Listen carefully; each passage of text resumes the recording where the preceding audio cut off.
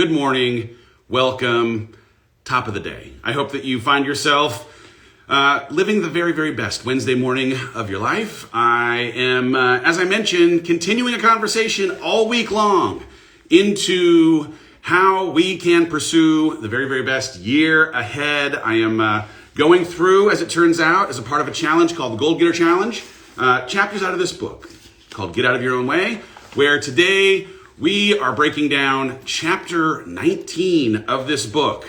We're challenging the lie that things that are possible for other people are not possible for us, asking a bigger question about why we believe the things that we do, about what we think we can do, or maybe more importantly, why we think we can't do certain things. I hope that you are buckled up and ready for a conversation about this thing called limiting beliefs. Limiting beliefs. Limiting beliefs are this idea that you believe something. You have tethered yourself to a belief that because of subscribing to that belief, you have decided that there are only certain things that you can do and other things that you cannot do, that some people have been afforded gifts that you have not been afforded, and that you are disqualified because of those beliefs from doing the things that they might have access to doing. And those are lies. Those are lies based on fear. And so we're going to have a conversation about it today, because if we are able to take our limiting beliefs and turn them into empowering beliefs, these empowering beliefs will be the fuel, the catalyst to actually propel us toward whatever it is that we are looking to accomplish in this year ahead. But before we do, if you are not familiar, every single day as a part of this Goal Getter Challenge, I am picking a human being to become my very, very best friend in one-on-one coaching. We're going to Zoom together. Today's winner is someone named Kelly Powell. Oh, Kelly Powell. You and I have just become best friends. We may, like the movie Step Brothers, do some karate in the garage. We may, in fact, build bunk beds, but we'll likely just have a Zoom one-on-one coaching conversation. I am excited for it. As soon as this challenge ends, I will reach out and set up a time. So the thing that I start in the book, and I did a little bit of storytelling around in the coaching that you received in your email, was this conversation that I have had to have with myself around where my stories come from, right? I am a runner. I have run, in the last 12 months, I ran 2,000 miles. I am a runner. But for 36 years of my life, I was not a runner because I subscribed to a story that had been told to me about the reality that running was not possible for people who were in the attempt to live into the story that had been given to me. I did not ever test the hypothesis of their truth with my own experience, right? All I did was live into the story that had been told to me, because this person who told me the story did so because of having wrapped their love inside of their fear, right? They told a story through the lens of their fear, that though it was wrapped in love, it was not a reflection of what I could do. It was a reflection of the worry that they had of what might end up happening to me, to my back, to my knees, to my hips, to whatever, if I were to run. And then one day, I ran a 5K, and I didn't experience pain in my back, in my hips, in my knees, and I ran a little bit more, and I ran a little bit more. And I, over time, reframed the limiting belief that tall people cannot run into an empowering belief that, of course, if you take care of yourself, if you do it the right way, tall people, of course, can in fact run. And what it required was for me to actually unpack where the story that I believed came from. Who was the author of this story? And did that author have credibility? And as it turned out, they did have credibility, right? This story, I Love My Mother, happened to have come from my mom.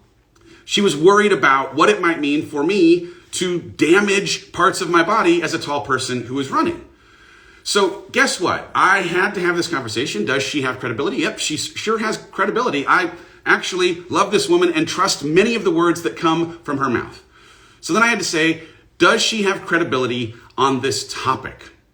And as it turns out, as well-intended as her advice for me to not risk injury may have been, and of course, I think it came out of a place of love, she is neither tall nor a runner.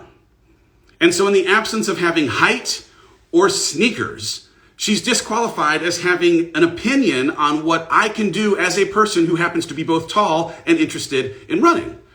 And that's the thing that we have to do with any of these stories that we believe that in any way create a frame around what we think is possible for our life. We have to start by asking, where did these stories even come from?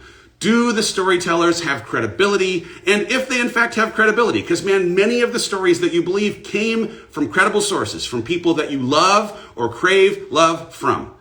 But does their storytelling of what's possible for your life actually come from a place that has credibility on the topic? Credibility for your life, connected to your values, connected to your actual abilities, or is it just something that they have some fear around and they're packaging their fear in love, right? So what are some of the stories, or what are some of the ways that limiting beliefs show up? In the book, I break down a few of these things. I'm sure that you can relate, because all of us, every single one of us, has a story that we have just attached to, that we've decided to subscribe to, and that decision is keeping us from what could be possible were we to challenge those beliefs and empower ourselves in it, right? So some of them are like believing that this is just the way that things are, right? The idea like, oh, they just don't hire people this old, or they wouldn't just do something like this because they've always just done it this different way. Or believing that since you're not like someone who does well in one area that you'd like to do well in, that it's not possible for you, right? I could never speak as well as he does, so I could never get that job. As if the ability that any of us have to acquire skills in something like public speaking is something that's not possible for you. Of course it's possible for you.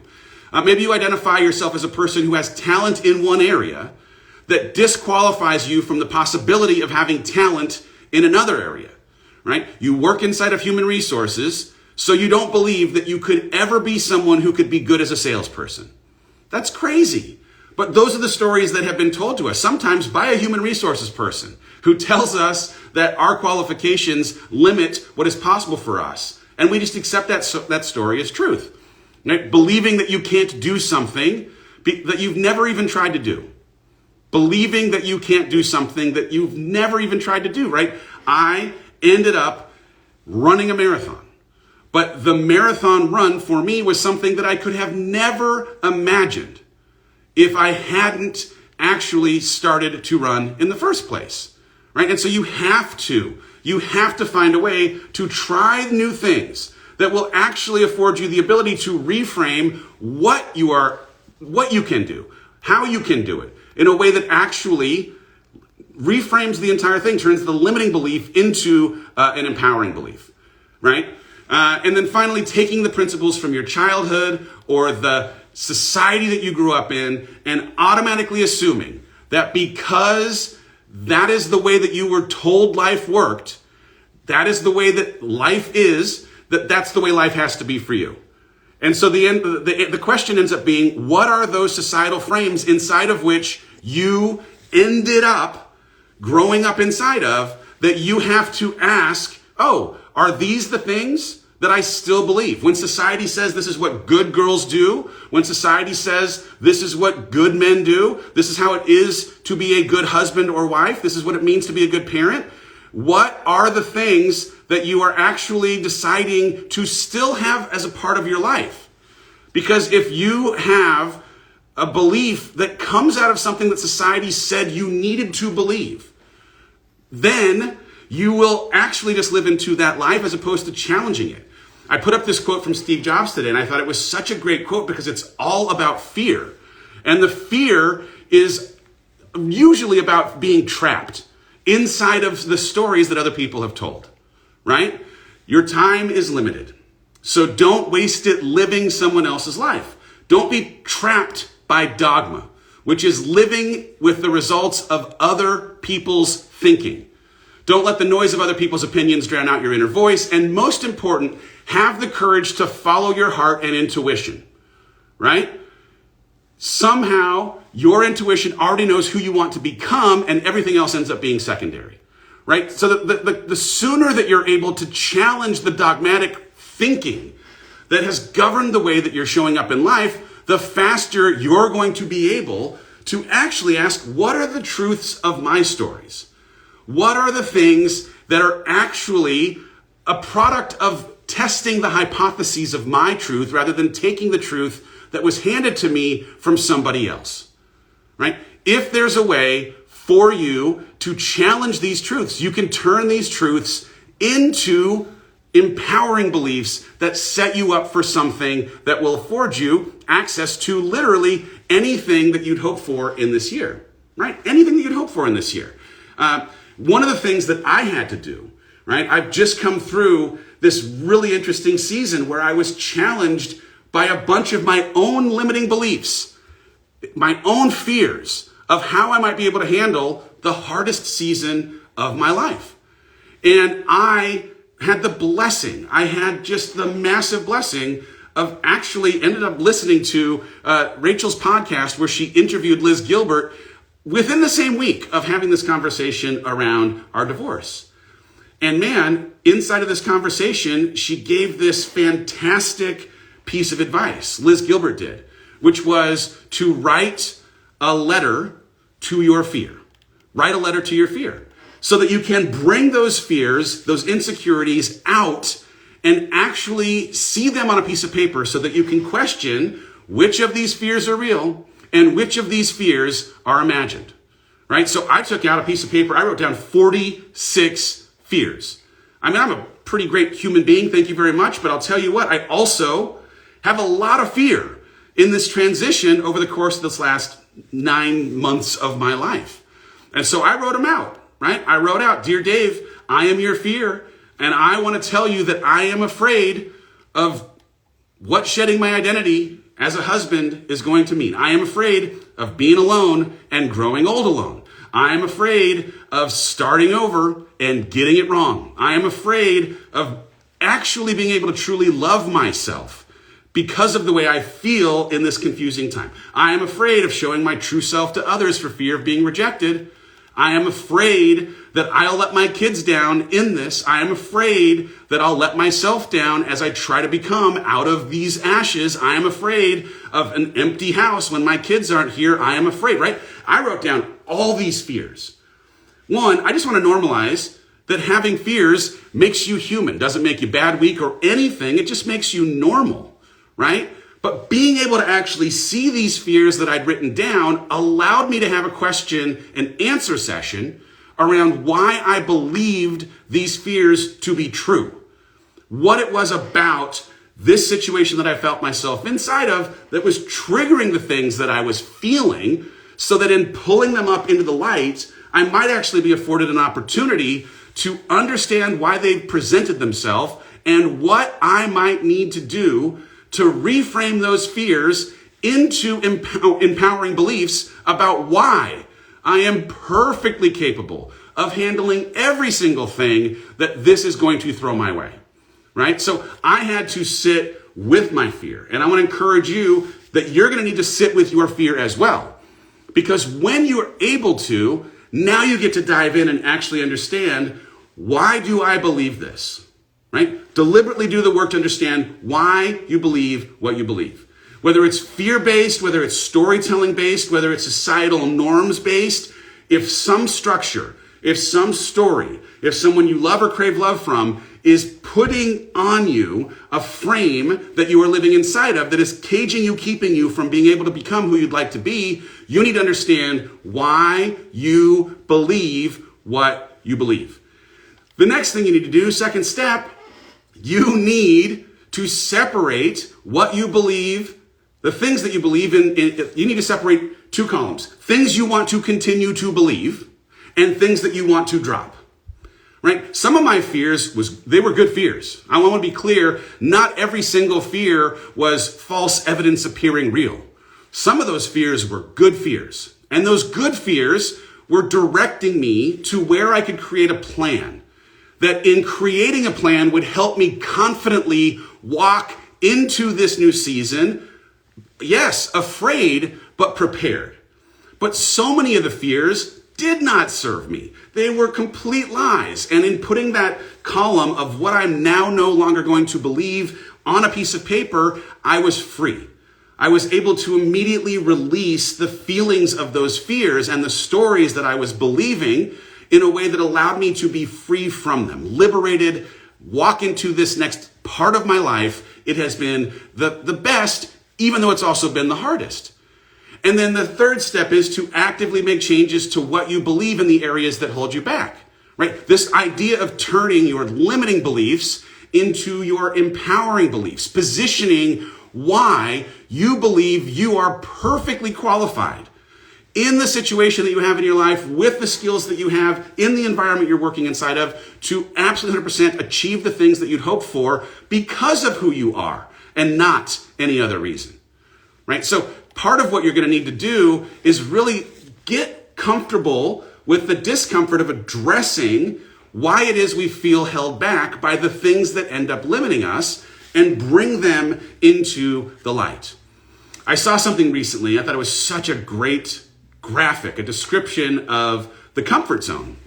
And it's a series of circles, right? There's a circle, a bigger circle, a bigger circle, a biggest circle, okay? And it's this idea of the comfort zone that starts with the smallest circle as where you are most comfortable. It's where you feel safe. It's where you feel in control. There is no control, but you still feel it. You're not taking chances. You probably don't necessarily feel a sense of fulfillment, but you do in fact feel safe, right? Your comfort zone is the very, very beginning of a journey where you're trying to get to the furthest circle in this chart.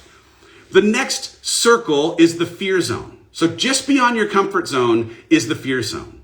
And this fear zone is this place where you lack self-confidence, where you find your excuses, where you're affected by the opinions of other people, where you're living into the stories that other people have told you, and you, in believing those things, start to second guess whether or not you can continue past the fear zone to where you might learn or where you might grow, right? And so the importance of undoing, unlearning, unknowing these things that would help, that would keep us from moving forward, is because the only way you can get to that third circle, which is the learning zone, is if you're able to confront your fears in a way that allow you to walk through them, right? The learning zone is where you deal with problems and challenges, you're acquiring new skills, you're extending your comfort zone, you're thinking differently now about how you can, in trying new things, even in failure, apply those learnings, and in the learning, continue to grow and become.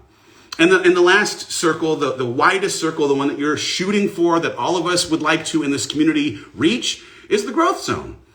Because it's in the growth zone, right? Away from the harbor, away from the safety and security of what we know, it's where we actually become. It's where we find fulfillment. It's where we live into our dreams, we set and achieve our goals, we conquer the objectives that we put in front of us, and in doing so, we find our purpose. In doing so, we are able to unlock the gifts that have been afforded to us by our Creator and release them back to the world as was intended. But in order to get to the learning zone, in order to get to the growth zone, in order to find that place of fulfillment, you first have to get through the fear zone. You have to make the decision to leave comfort, and then you have to push past fear. And part of why we have to have a conversation about limiting beliefs is if you, feel the impulse to leave comfort. And if you are here still, you feel the impulse to push past comfort, congratulations. But the second step in reaching purpose, the second step in reaching fulfillment, is walking through fear. And so reframing why you believe the stories that you believe, why you believe the limits that you believe, that is a necessary, it's a mandate in order to actually make it to the place where you can fully experience learning and fully experience growth. So when you make this choice, right, you address these fears, you start having this conversation with yourself about where your stories have come from, who are the authors of these stories, do they have credibility, do they have credibility on this topic, right? The next thing you have to do is to really understand why some of those fears have existed, why you have believed some of these stories that have limited what was possible for you. And so in the coaching, in the email, You may have seen it. I talked a little bit about, is it about a fear of failure? Okay, well, now you know. Reframing how you think about failure is a necessity in order for you to continue to make progress. Is it a fear of rejection? What is it about rejection that actually triggers you, the insecurity, the small child that lives inside of you, to not want to put themselves out there for the worry of what they will think? Okay? You're going to have to do some work on reframing how you afford weight to other people. Is it the fear of being exposed as the work in progress that you are, right? We had a conversation last week about not having it all together as just a normal thing that happens in the world. Nobody has it all together. And yet in the hyper-curated optics that exist in Facebook and Instagram, everyone seems to look like they have it all together in a way that triggers us into wondering if we are equipped or ready when we know we are not yet completely there. Everyone is a work in progress. Is it a fear of people finding out that you're not that curated version of what you put up on Facebook and Instagram? Get over it, right? If you want to connect in community, if you want to connect in a way that is meaningful, you are going to have to become vulnerable. You're going to have to own the fact that you struggle, because that struggle and that insecurity, it thrives in the dark, right? Are there insecurities that are standing out in a way that could set you up for comparison or judgment or ridicule, right? We had the conversation inside of this course about the opinions of other people and the worry of what they're thinking. So if you can identify that might be the thing. All right, can you do the 85-10-5 work that we talked about in a previous conversation, where you immediately are free from 85% of people who are casually in your life that are not thinking about you? The 10% of people who are in your life that you care about, but that are misguided in the way that they're trying to hold you from where you want to go because they are telling stories through the lens of their fear wrapped in love, right? So if you can identify where your fear is coming from, now you know what you have to try and work on. The other piece of limiting beliefs is that you don't know your limits until you push up against them. Right? Limiting beliefs are just that. They're beliefs. They aren't real until you push against them and see what you are actually made of. The limits keep people alive. They keep, our brains in some ways, they're wired for survival, right? So there are limits that have what they believe to be good reason for existing. But just because we were raised inside of some structure, our brains were formed in some kind of way thousands and thousands of years ago to keep us safe. We are not interested necessarily in safe as much as we are interested in growth, right? We don't want to make foolish, irresponsible choices, but we have to push back against the things that we are being limited by so that we can reframe what we believe our limits actually are. When I climbed this mountain, I've talked about this mountain climb so many times, but I climbed this mountain at the end of last year, and it took about 35 hours to go up and down a mountain 13 times. It was the craziest mental and emotional and physical challenge of my entire life. But each of these 13 climbs took about an hour 45 of the most intense workout I had ever been through in my life. When I finished that climb, it fundamentally reframed what I believed to be my limit for how far I could go mentally, how far I could go physically. The following Sunday, right, every Sunday leading up to this climb, I did my normal run. My long run at the time was about 5 miles worth of running, and it was about an hour's worth of a workout. And after having had this 35-hour experience with 13 consecutive hour and 45 hardest workouts of my life, when I went to go run 5 miles for 60 minutes the following Sunday, I had reframed my limits. I had reframed what I believed I had a capacity for in a way that made 60 minutes, 1 hour of running on flat ground, not at altitude, not in temperature, seem crazy. And so I just made a decision right there and then. I am going to run a neighborhood half marathon. You know why I'm going to do it? Because I know that I can. Because I know 7 days ago, I came off a mountain where I reframed what I know myself to be capable of, and I'm going to run 13.1 miles in this neighborhood. And in 19 consecutive weekends, I ran on a Sunday 13 miles because I knew I could. And on the 20th weekend, I ran my first marathon. a thing I never thought I would ever be able to do, but did because of having reframed the way that I thought about my capacity, my ability. What are your limits? If you're never putting yourself into situations where you can challenge how far you can go and how much you can do, you'll never have any insight at all into where your limits actually exist.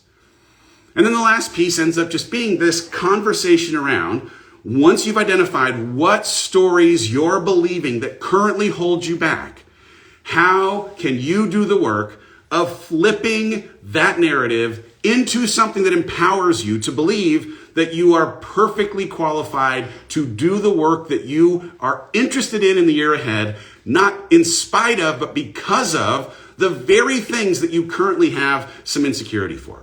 Because of the very things that you currently are triggered by. You have the unique life experience that you and only you have gone through, and it has set you up perfectly, if you can frame it in the right way, to go and achieve the things that you'd hope for in this life. Is it easy? No, it's not easy. Because as we talked about, when you're going from the comfort zone to the growth zone, you got to walk through the valley of the fear zone.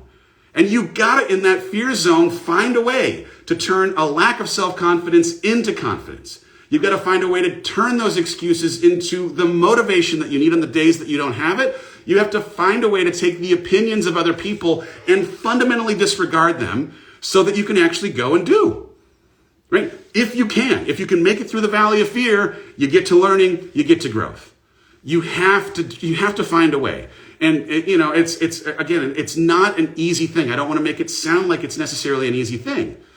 But understanding where your stories come from is the beginning, right? Why do you believe the things that you believe that currently create limitations on what you think you can do? If it comes from a societal construct that was put in you, programmed into you when you were a kid, you need to deconstruct. If you believe what the patriarchy says women can do, if you believe what the church might say that you need to do and be, what the family of origin that you came from said was the right way to be a parent, what the friends that you are currently in relationship with believe. If your values and personal beliefs, if your personal values and your vision for who you hope to become is divergent from these sources, then you have to reframe what you believe based on your story. Test the hypothesis of your truth. Don't take their truth and accept it as yours without even seeing if it actually has application relative to the values that you have and the direction that you're going. It's a lot of yell talking on a Wednesday, y'all. I mean, cheers. These things, these limiting beliefs, they are fundamentally the stories that keep us from who we'd hope to be. This entire book, right? This entire book. It is 20 chapters of lies. And as much as there is a single chapter where I dive into the idea of limiting beliefs, every single chapter of this book is an individual limiting belief that I experienced when I was getting in my way. And if there's any of you who relate to any of these stories, finding a way to take the limitations and reframe them into something empowering is the difference between getting to where you want to go and staying stuck and living a life where you're okay just being okay. I hope that you can challenge why you believe the things that you do, why you listen to the voices that you listen to and the stories that have been told. If you're able to, it will change everything. All right, that is it on a Wednesday. I am off to finish writing my book. My next book is coming out in October. I turned in the first 45,000 words on Monday. I've got another 20 or so thousand words to finish up. I'm turning that in a week from Monday, so I'm finishing up in the writing bunker. I am so excited to be able to share it with you.